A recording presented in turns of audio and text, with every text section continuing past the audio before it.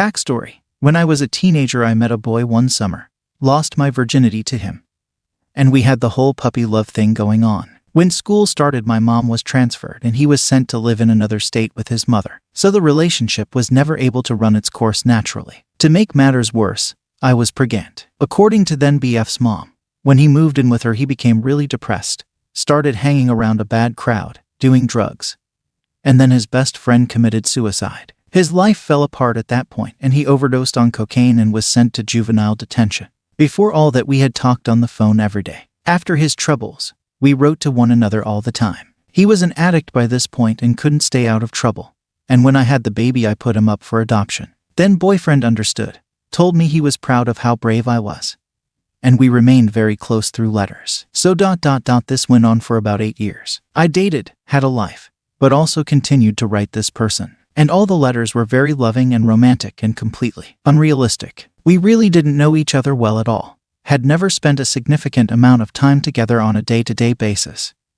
But we did escape from the world together in our letters because it fulfilled some weird need in our lives. We always claimed to be the only ones who understood each other. Eventually, I joined the army, grew up, and met my now husband. Soon after meeting new husband, I spoke to my old friend over the phone. He told me in that conversation that he was gay, and that he was back in jail. I had already begun to outgrow him, and Thai's information made me sure of that. Not necessarily the fact that he was gay, but just all of it, and that any pretend future I had idealized in my mind wasn't reality. I stopped speaking to him, not to intentionally cut him out, but as a natural result of being so invested and interested in now husband and in building a life with him, and just moving on with life. About 8 years later, my husband was away on business.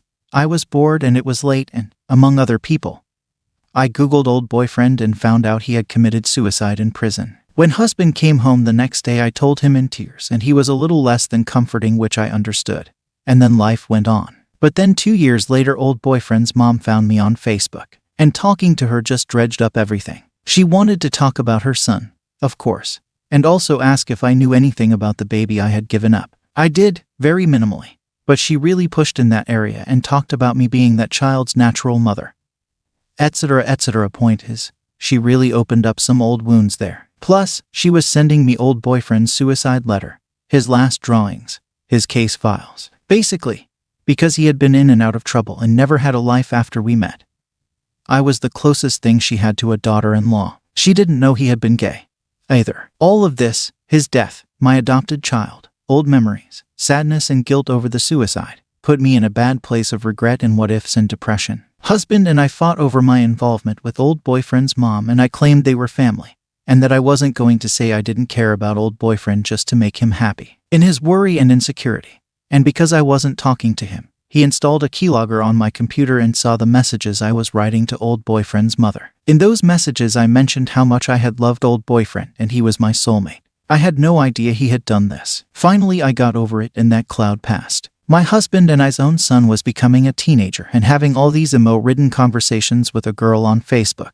And it really put my old relationship into perspective. I started to look at it in a different light, realizing how unhealthy, immature and romanticized it had all been. And the last vestiges of it all disappeared. I have always and still do love my husband completely. He has brought so much more growth and love and joy into my life than anyone else. After all of this, our relationship was still great, or so I had thought. We got into a huge fight one night, and he admitted to reading my messages and seeing the soulmate comment, and I was stunned. I didn't deny it, but I tried to explain the whole messy mental situation. But now that it's in the open, things have never been the same. I stopped all contact with old boyfriend's mom. I removed all of old boyfriend's things from the house, suicide letter, etc. I tell husband over and over that he is my soulmate. But when I try to discuss it, nothing corrects it. His body language is so telling.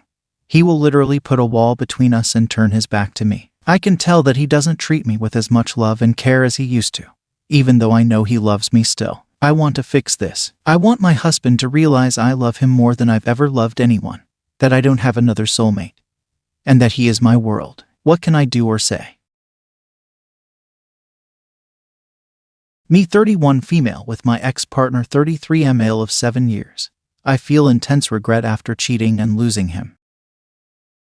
Hi all. I'm looking for help with working through my thoughts. I know my behavior in my previous relationship that I'll cover below was not exemplary, but I am looking to move on and make things right, however that looks. Part of that is opening up about my predicament. Thanks for any advice you have, harsh truths or otherwise. I was in a relationship with a guy 33 male for 7 years, which broke up around 1 month ago. We broke up mainly because I was having an emotional affair with another guy for around 2 months, and my ex-partner found out. Our relationship was in many ways perfect, and he is a perfect life partner. We were compatible in terms of our views, life goals, careers, some hobbies, interests in food, etc. We were best friends and I could rely on him for anything. He is smart, funny, incredibly emotionally balanced, seriously has his shit together, and probably the kindest, most self-disciplined and just one of the most genuine and easy to get along with people I know. Everyone likes him and finds him very impressive as a person.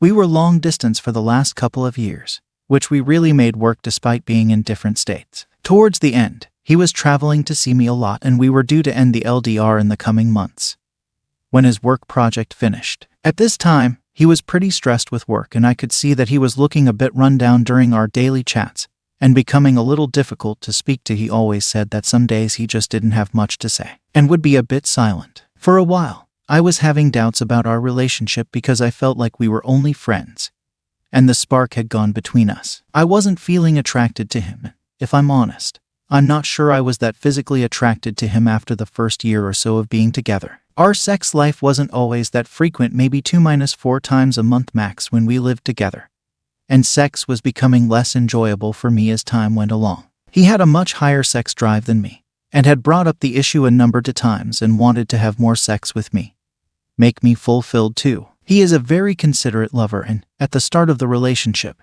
we had some of the best sex of my life, and it was frequent. When he brought up the issue of sex, I tried to improve in frequency but always slipped into the same patterns of not being in the mood that frequently and basically rejecting him a lot of the time. The LDR didn't necessarily help that much with this issue. The thing is, my previous LTR also ended in a similar fashion. But in that case, my ex had also lost feelings for me, which made splitting much easier. I did sleep with another guy towards the end of that relationship also, so I know that this is a character trait or coping strategy that I have to work out. My current ex-partner was very open to trying to improve things with me in our sex life, but I have to admit that I was pretty bad at communicating to him and didn't try that hard overall to improve because I guess I just wasn't feeling it anymore and didn't know how to tell him. This problem of communication is something has been an issue for me, I now realize. My parents are terrible communicators and have not had the best of relationships, and some of my early relationships and sexual encounters occurred very young and were not the best starting points. Anyway, my ex and I are broken up and he has been completely no contact with me. I'm having some pretty intense regrets about both how it all ended and that it ended.